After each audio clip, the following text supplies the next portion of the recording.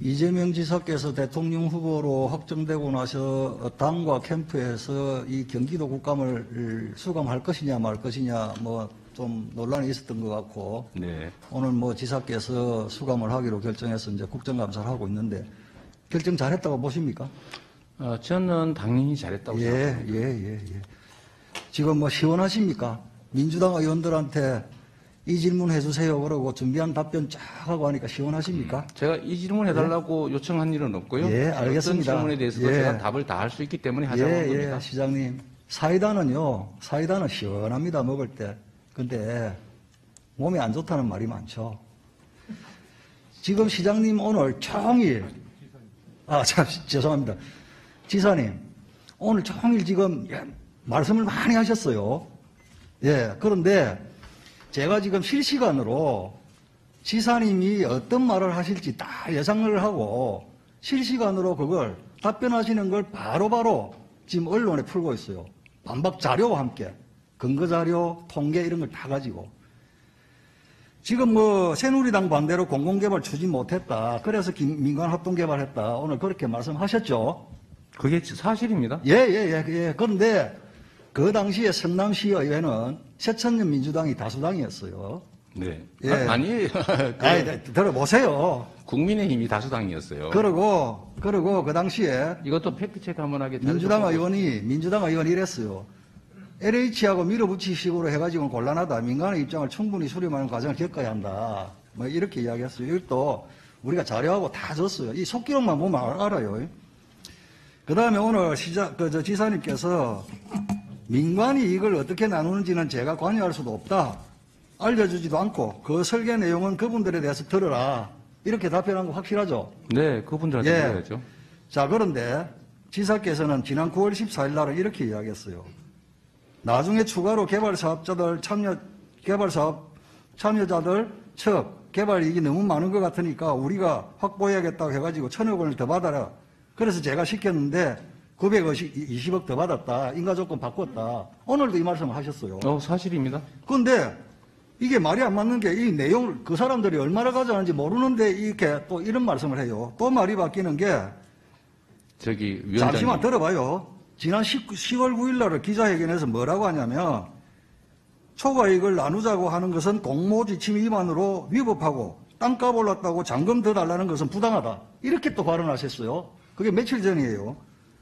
그런데 또 12일 날은 또 뭐라 그러냐면 10월 12일 날 기자회견에서 2018년 3월 경기도지사 선거를 위해 사퇴했기 때문에 2018년 이후 개발 이익을 환수할 권한이 안타깝게도 없다.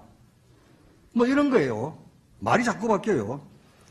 경기도지사였기 때문에 안타깝게도 권한이 없었다면서 지난 10월 6일에는 경기도가 성남시와 성남도시개발공사는 50% 플러스 1주 과반 의결권을 행사해서라도 사업자 자산을 즉시 동결보전 조치하고 개발 이익 추가 배당하지 않도록 해야 한다. 공문을 왜 보냈습니까, 이거? 초과이익 다 들어가는 것은 땅값 올랐다고 잔금 더 달라는 거 하고 부당하다고 해놓고. 지금 지사님은 오늘 많은 말씀 저희들이 가만 두고 보는 게요. 그게 지사님한테 덧치고 늪이 된다. 예? 그래서 지금 캠프에서 이 대장동 Q&A 만들었죠. 그걸 토대로 해가지고 제가 81쪽짜리 자료를 만들었어요. 예? 아마 보시면 좀 부끄러울 거예요. 이거 전 언론에다가 제가 뿌릴 겁니다. 오늘 말씀하신 게 얼마나 무한할지 그거는 지사님께서 아마 이 자료를 입수하게 되면은 확인하실 수 있을 거예요. 보시고 말씀하십시오. 오늘 국감을 잘 하셨는지. 자, 우리 김용판 의원께서 지금 국제마피아 말씀을 하셨어요. 그 자료를 저도 제보를 받았어요. 똑같은 걸 갖고 있어요. 그런데 이분은 제보를 하면서 어떠냐. 자기 부친께서 성남시에 정치를 오래 하신 누구다. 그 아들인 나는 누구다. 가족관계 증명서까지 제출해요. 예? 그리고 아버지의 명예와 내 삶을 걸고 이제는 이재명 지사 같은 사람이 대한민국 대통령이 되면 절대 안 된다는 신념으로 제보를 한다. 지금 이런 상황이거든. 네. 위원장님, 저도 답변할 기회를 좀 예, 드릴게요. 말씀하십시오. 예. 우리 존경하는 김도우 의원님께서 많은 지적을 해주셨는데요. 팩트에 기반해서 몇 가지만 말씀드리겠습니다. 당시의 다수당이 새정치국민연합이었다. 명백한 허위입니다. 네. 2010년에 그쪽 의석이 4석인가, 5석인가 더 많았고요. 2012년 얘기한 거예요. 네. 그 후는 그렇지요. 그 후는. 잠깐만, 좀 발언 좀 하게. 네, 좀 말씀하십시오. 해주십시오. 예. 자, 팩트는 2010년에 당시에 이제 여당이 많았고, 그래서 의장 최윤길이라는 사람이 뭘 포함한 그쪽이 내었는데, 후반기에 이제 의장이 탈당을 하면서 민주당하고 이제 의장이 됐고, 그 다음 재선 때는 민주당이 다수당이 된 게 맞습니다. 두 번째로는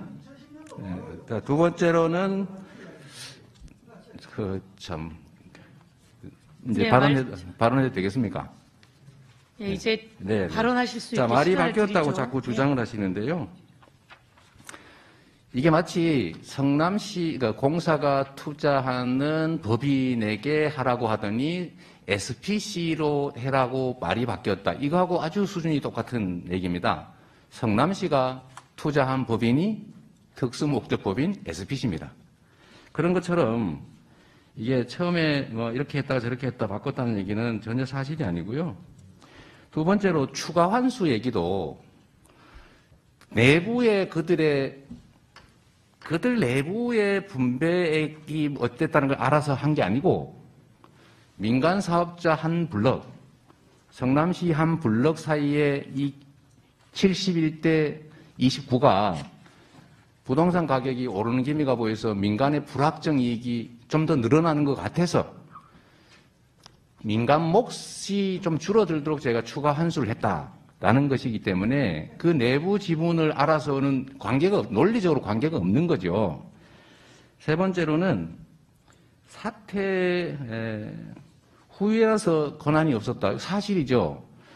2018년 3월 7일 날 제가 도지사 선거를 하기 위해 성남시장을 사퇴했기 때문에 제가 2017년 6월인가 7월에 1,100억을 추가 부과시키고 2018년 3월에 사퇴를 했기 때문에 그 후에 부동산 가격이 올라갔을 경우 부동산 예를 들면 분양가 심사를 통해서 분양가를 통제할 여지도 좀 있고 좀 심하게 하면 제가 920억을 추가 부담시킨 것도 권한이 없는 일을 한 거기 때문에 뭔가 조치를 할 수는 있었지만 그 이후로는 권한이 없었다 이 말씀을 드린 것이고요.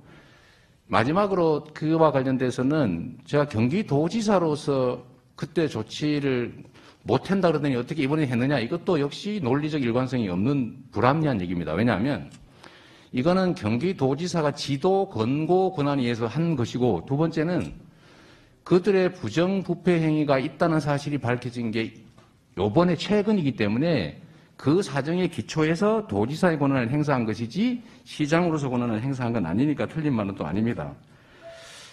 세 번째로 어떻게 그걸 지시할 수 있었냐는 얘기는 문제가 있으니까 너무 지나치게 이익이 큰 데다가 부정부패를 했으니까 도지사 권한을 행사하는 게 기존의 입장과는 배치될 수가 없다는 것이고요. 덫을 치셨다고 하니까 제가 덫을 한번 피해 보도록 할 텐데 아마 국민의힘이 그 덫에 빠지지 않을까 그런 생각이 듭니다. 자료를 만드셨다는데 자료는 뭐 제가 한번 기회가 되면 주시면 제가 볼 텐데요. 오늘 제가 국감에 왜 응했냐, 뭐 잘했냐 이런 물어보시는데 저는 부정하거나 아니면 제가 질문을 곤란해서 답을 못할 게 하나도 없기 때문에 제가 안 해도 될 이 국감에 일부러 응한 겁니다. 그러니까 저로서는 잘된 것이고 역시 잘했다 이런 생각이 지금 들고 있습니다. 예, 수고하셨습니다.